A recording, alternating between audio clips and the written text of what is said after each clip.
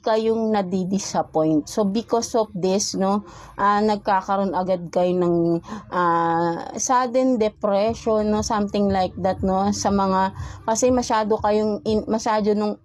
nyong ina-attach ang sarili niyo, lalo na sa mga taong close ninyo, no.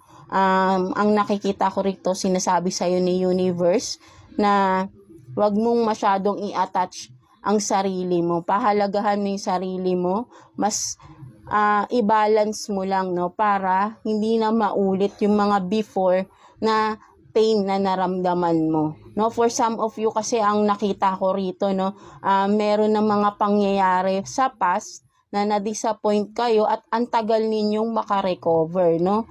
Kumbaga sabihin nating becoming nobody, parang ang tagal ninyong nagmukmok, no, ang tagal nyong makarecover, no. So kumbaga pinare-ready kayo dito ni Universe kasi hindi naman mawawala yung mga pagsubok sa buhay natin, right, no. So for some of you, may biglaan na namang pangyayaring magaganap na hindi nyo ine-expect at super madi-disappoint kayo.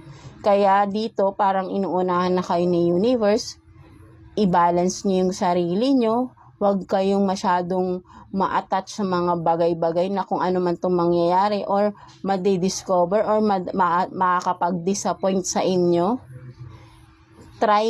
I-try nyo yung sarili nyo na huwag masyadong ilugmok, no? Something like that, no? Kasi baka maulit na naman yung sa past na masyado kayong sabihin natin yung nalubog yung sarili. Kumbaga for some of you, kakabangon nyo lang, 'di ba?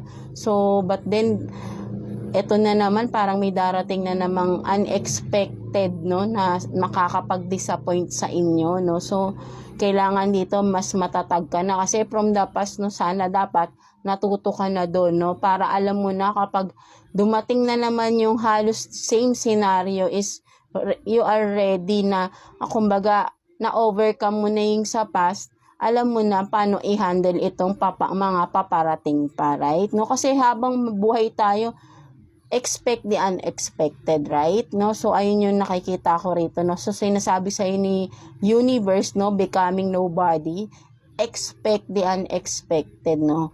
Hindi lahat ng bagay maganda, no? Kaya don't expect everything na maganda. Instead, expect the unexpected in the way na gagawin lang nating positive, no? Kung ano man yung darating, negative man yan, maganda man yan, masakit, gawin na lang nating positive, no? Huwag mong masyadong dibdibin itong mga